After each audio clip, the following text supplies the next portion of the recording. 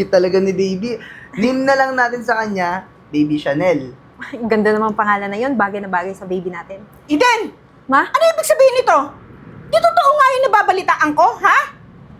Nasa abroad ako, Eden. Nagpapakahirap ako para sa ating dalawa. Para may iayos ko yung kinabukasan mo.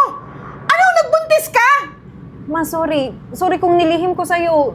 Sasabihin ko naman sa'yo eh, kaso humahanap lang ako ng tiyempo, pero nandito ka na. At sinong asawa mo ito? Ang babata niyo pa, nagsisipag-aral pa lang kayo. Alam ba ng magulang mo ito? Ulila na po ako. Nag-working student naman po ako ngayon sa fast food, kaya hindi ko naman po papabayaan si Eden tsaka yung anak namin. Ulila ka na. Working student ka. Sa fast food.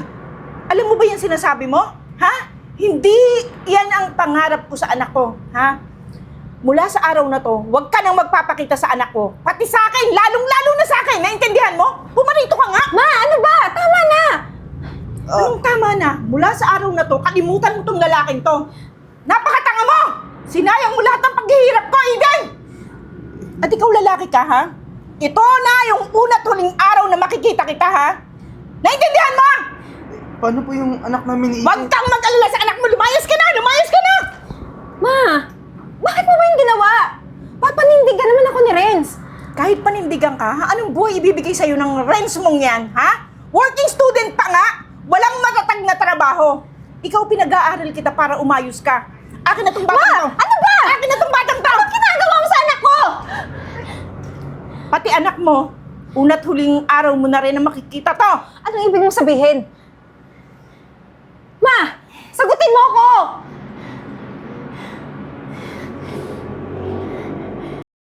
Ano ba? Kanina pa ako tawag sa'yo. Ang tagal-tagal mo! Eh, ma'am, medyo traffic po kasi papunta dito eh. Bakit po ba? May papagawa ko sa'yo, ha? Siguraduhin mong ayusin mo! Etong batang to, idispatcha mo, ha? Bahala ka kung saan mo dalhin yan. Ipamigay mo, itapon mo, basta tanggalin mo yan sa landas ni Eden. Eh, ma'am, apo mo po to eh. Oo nga, pero hindi siya dapat na dumating agad kay Eden. Kailangan makatapos yung anak ko. Napakabata pa nila. Kailangan mo wala yan. Ma'am, hindi ka ba nakukonsensya? Eh, kawawa naman yung bata, dinadamay mo. O kung may konsyensya ka, di ikaw, alagaan mo kung gusto mo. Bahala ka na dyan. Ma'am! Ma'am!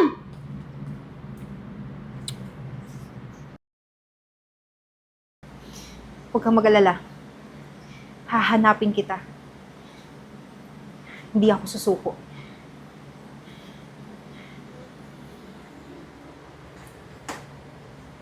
Ano naman ini-emote mo dyan?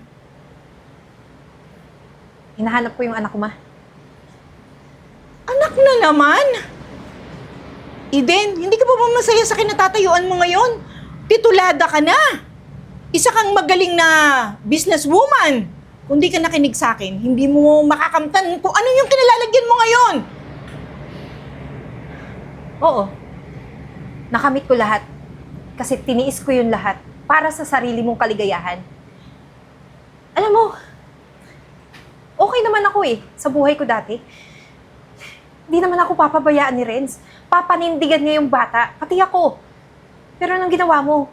Winasak mo yung pamilyang sisimula namin. Tapos pati yung anak ko, hiniwalay mo sa akin. Tapos ngayon ano? Ako yung nababaliw kakahanap sa anak ko. Ikaw, parang wala lang sa'yo lahat ng ginawa mo. Kung hindi ka kaya sa akin nakinig, akala mo ba mararamdaman mo yung sarap ng buhay mo ngayon? Di ba hindi? Si Renz na working student. Si Renz na ulila na daw. O, pwede ka nang kumuha ngayon ng panibagong pamilya mo. Gumawa ka ng panibagong pamilya mo. Nasa edad ka na, Eden. Hindi ka gaya noon na napakabata mo pa. Kaya sinaklawan ko lahat ng kaligayahang sinasabi mo. Ma, hindi mo ako naiintindihan. Hindi mo nararamdaman yung nararamdaman ko. Kaya ganyan yung sinasabi mo. Oo, ina kita, dapat kitang sundin. Pero sana maintindihan mo ko bilang anak. Ma, alam mo, yung kinuha mo sa akin, yung mga taong mahal ko. Yung anak ko, si Chanel, dugot laman ko yun. Tapos ganun lang kadali sa'yo? Sabihin na gagawa ko ng sarili kong pamilya ng iba kong pamilya? Pamilya ko yung hiniwalay mo sa akin. Alam mo, Dahil sa ginawa mo, minsan iniisip ko wala na akong ina. Sana pala hindi ka na lang umuwi eh. Sana pala, nagpatuloy ka na lang sa buhay na mayroon ka dun sa abroad. Alam mo, sobra ka lang mag-isip. Tapos na yun! Ilang taon nang nakaraan. Kalimutan mo na sila at baka may mga pamilya na rin yun. May pamilya na rin si Renz. Kaya mag-move on ka na. Hindi yan lagi-lagi na lang yan tuwing magkikita tayo. Yan na lang lagi yung sasabihin mo sa akin. Hindi na tayo matatapos dalawa. Lang? Nilang mo lang yung 15 years? Grabe ka naman, ma. Hindi mo inisip yung anak mo. Paano yung pagdurusan niya? Pero sige, hindi ko naman hahayaan mangyari to lahat. Gagawa ako ng paraan para mahanap ko yung pamilya ko, yung anak ko, pati yung taong minamahal ko. Bahala ka sa buhay mo. Huwag mong dagdagan ng problema ko. Ang dami na ng problema ko sa opisina. Pandagdag ka pa.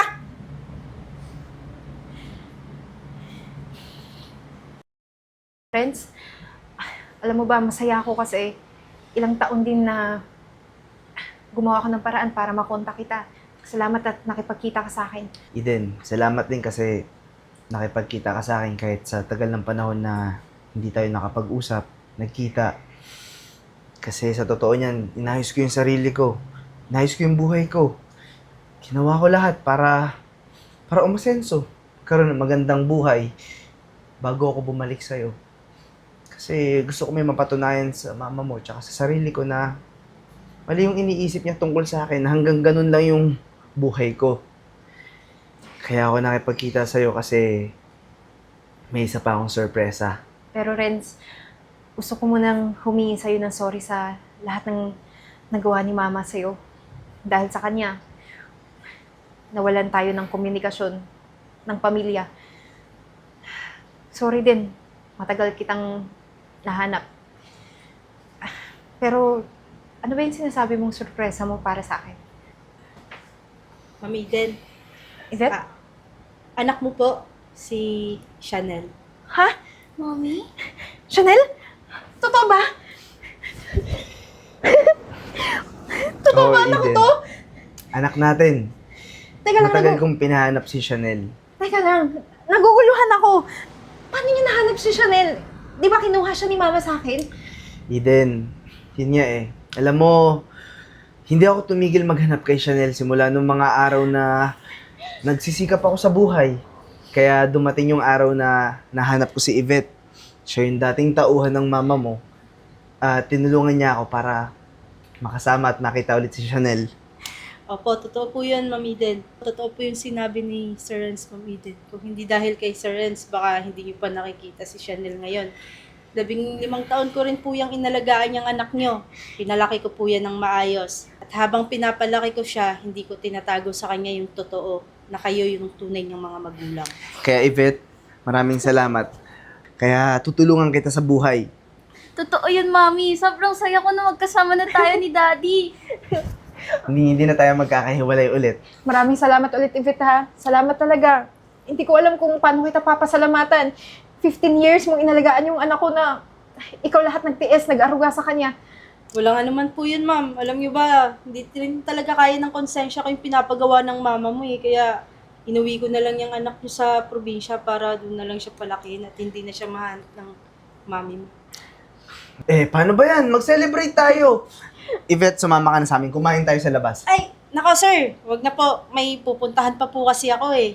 Sigurado ka? Opo, magkita na lang po tayo sa ibang araw. Hindi, ganito na lang. Bukas pumunta ka sa office kung saan tayo nagkita para pinagmeetingan natin yung pagkuha kay Chanel. Ah, sige po, wala pong problema. Sige po, alis na po Mag-ingat ako. ka ha. Maraming salamat po. Chanel, magpakabit ka dyan. Bye-bye, tita. Tara. Anong tara? Saan ang punta niyo? Ma? Anong ginagawa mo dito? Mami, sino siya? Anak, siya yung lola mo. Siya yung dahilan kung bakit nawalay ka sa akin. At talagang nag-happy family pa kayo ngayon, ano? Pati itong lalaking to, ito pa din, Eden, ito pa din ang hiharap mo sa akin. Ano bang problema mo? Ano bang problema mo kung ihaharap ko pa rin siya sa'yo? Siya pa rin yung ama ng anak namin. Kaya wala kang magagawa. At nandito ka ba? Sinundan mo ba ako? At bakit ka nandito, ma? Sinundan kita. Dahil ikaw, padalos-dalos ka lagi ng desisyon. At hinala ko. Talagang gusto mo pa rin makita tong lalaking to. Mawalang galang na po hindi na lang po kasi ako yung lalaki na tingin nyo sa akin noon dati. Na walang mararating sa buhay. Na service crew lang. Nakagraduate po ako, nagsumikap ako, working student. Ngayon, licensed architect na po ako. Tsaka, si Chanel, hindi ako nawalan ng pag-asa para makita siya at mahanap siya. At mabuo kaming ulit. Ito na yung pagkakataon ko para makabawi sa pamilya ko na sinira nyo. Alam mo, Ma, sa ginawa mo, hindi kita mapapatawad. Mabuti na lang may awa yung Diyos at nakita ko sila ulit. Alam mo, panahon na to para humiwalay sa'yo. Wala na akong pakialam kung anong gawin mo sa buhay. Basta ako, masaya na akong kasama sila. Hindi ka ba natutuwa, Lola? Nakita mo ko? Magsama-sama kayo!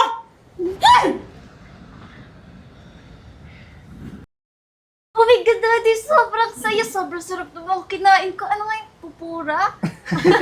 Hindi! Tempura! Ay, tempura! Basta yun, ang sarap-sarap kami. Sobrang saya ko. Punta tayo sa Sky Ranch, Daddy! Oo, tsaka gusto mo mag-resort pa tayo eh. Sakay tayo sa madaming rides, tapos mag-swimming din tayo.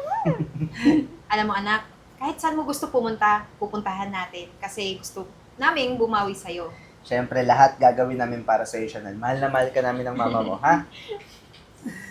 Eden, Ma, anong nangyari sa'yo?